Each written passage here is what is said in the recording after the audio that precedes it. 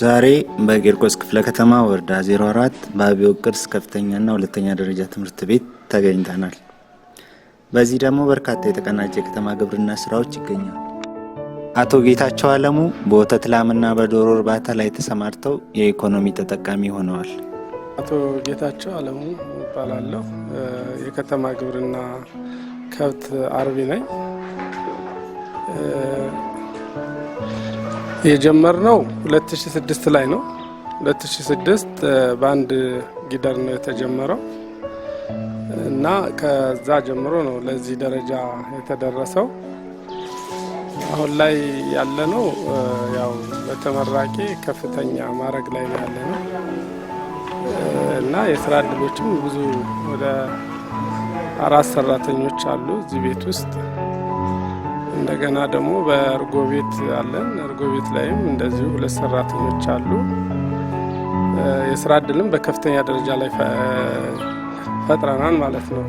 ለኛ ብቻ ሳይሆን ከቤተሰቦቻችን አልፎ ለሰራተኛም በመቅጠር ሌሎችንም የስራ እድል ፈጥረን እነሱም የተሻለ ደሞዝ እየከፈልን እንደዚሁም ከፍተኛ ግብር በመክፈል ለመንግስትም ለህዝብም አገልግሎት በተለይ ለአካባቢው ህብረተሰብ በተመጣጣነ ዋጋ በዝቅተኛ ዋጋ የአካባቢው ህብረተሰብ እንዲጠቀም እያደረግን ነው ያለነው። እስከዚህ ደረጃ ነው ያለነው። አሁን ላይ የከተማ ግብርና በከፍተኛ ደረጃ አሁን እየተደገፈ ነው ያለው። ለኑሮ ውድነቱንም በማረጋጋት ላይ ነው ያለው። ከተማ ከጠቅላይ ሚኒስትሩ ጀምሮ የከተማ ግብርናን በከፍተኛ ደረጃ የሚታይበትና ኑሮ ውድነቱንም በማረጋጋት ላይ እንደሆነና ምርታችን ከጓሯችን እንደሆነ ወተቱም፣ አትክልቱም፣ ዶሮውም፣ እንቁላሉም ሁሉም ከጓሯችን የሚገኝበት ደረጃ ላይ በመድረሱ በዚህም ህዝቡ በከፍተኛ ተረድቶ ወደዚህ ስራ የገባበት ሁኔታ እንዳለና እኛ ደግሞ ግንባር ቀደም ሆነን ሌላውን በማሳየት ላይ የምንገኝ በመሆናችን ከፍተኛ ኩራት ይሰማናል። የኑሮ ውድነቱን በከፍተኛ ደረጃ አንደኛ በአሁኑ ሰዓት እንደዚህ አርቢዎች ባይኖሩ ኑሮ የወተት ዋጋ ከፍተኛ ደረጃ ይወጣ ነበር። እንደውም የተለያየ ቦታ ላይ ስናይ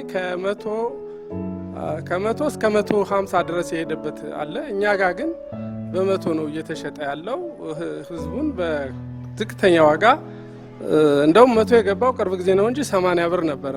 አሁን የምግቡም ሁኔታ የመኖ የምኑ ውድነት ከፍ ሲል ነው 100 የገባው እንጂ በዝቅተኛ ዋጋ ያው ህዝቡን የኑሮ ውድነቱን እያረጋጋ ነው ያለው። ህዝቡም ገብቶት ወደዚህ ስራ በዶሮ እርባታም በከብት እርባታም በአትክልት ባጓሮ አትክልትም ተሰማርቶ እየሰራ ያለበት ሁኔታ አለ።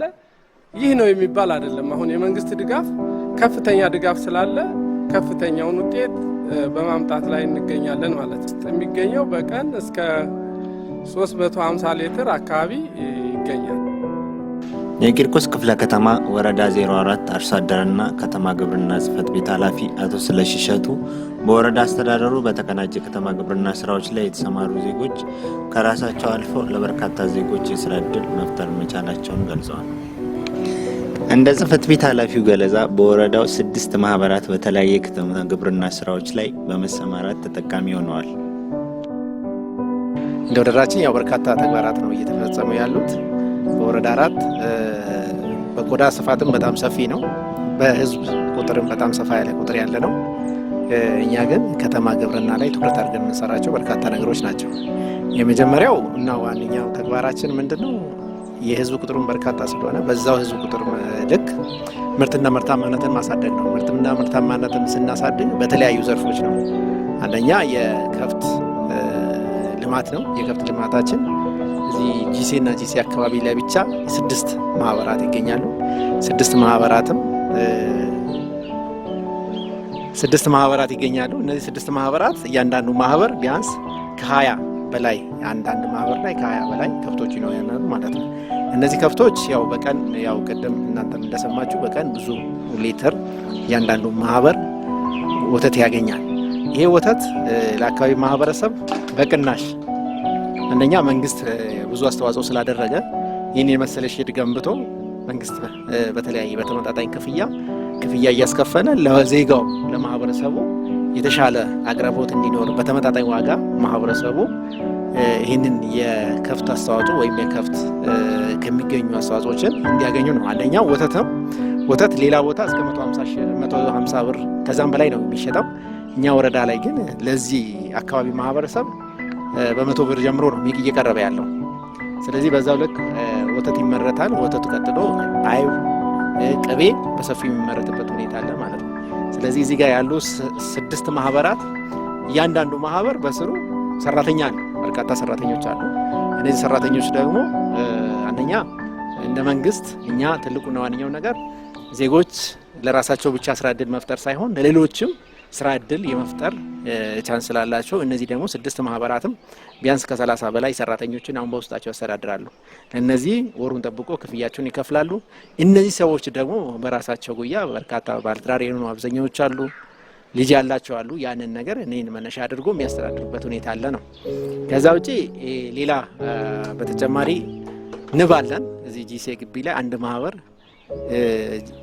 አለን። እነዚህ ማህበራት ተደራጅቶ ንብ እያመረቱ ነው ያሉ። ንብ በርካታ ያው ኦርጋኒክ የሆኑ ማሮችን ያስገኛሉ። እነዚህ ማርም ደግሞ አካባቢ ላለ ሰው የማቅረብ ስራዎች ይሰራል ማለት ነው። ከዛ በተጨማሪ ያው ዘንድሮ በጣም ትኩረት አድርገን እንደ ወረዳችን የሰራነው ስራዎች ከ1500 በላይ ኬጂዎችን በማሰራት እነዚህ ኬጂዎችን እዚህ አካባቢ ላሉ ማህበረሰብ ከዚህ በፊት ተደራሽ ያልተደረጉትን አሁን ሁሉም ቤት እንቁላል መገኘት አለበት፣ ሁሉም ህፃን እንቁላል መብላት አለበት፣ ሁሉም ማህበረሰብ የተመጣጠነ ምግብ ማግኘት አለበት በሚል ያንን ዶሮ ከዚህ በፊት የተሰራጨው ቀርቶ አሁን እንደ አዲስ በዚህ በጀት ዓመት ወደ 1500 በላይ የሚሆኑ ኬጂዎችን ማሰራጨት ችለናል። እነዚህ ኬጂዎች ደግሞ ያው አብዛኛው ጊዜ እኛም ሱፐርቫይዝ እናደርጋለን፣ ቁጥጥር እናደርጋለን። መጀመሪያ የሰጠናቸው እንቁላል እየጣሉ ነው። ሰሞኑን እየሰጡ ደግሞ በዛው ልክ እንቁላል ሊሰጡ የተዘጋጁበት ሁኔታ አለ። አሁን እያንዳንዱ ቤት ብንገባ ሁሉም ቤት ምን አለ ማለት ነው? ዶሮ አለ። ዶሮ አለ ማለት ደግሞ እንቁላል አለ። እንቁላል አለ ማለት ህፃናት በአግባቡ የተመጣጠነ ምግብ የማግኘት ቻንሱ ሰፊ ነው ማለት ነው። ስለዚህ በዛ ልክ እየሄድን ያለ ነው። ከዛ ውጪ ያው በጓሮ አትክልትም በስፋት በማህበራትም አደራጅተን በግለሰብ ደረጃም በርካታ ምርቶች እየተመረቱ ያሉበት ሁኔታ አለ። ሰው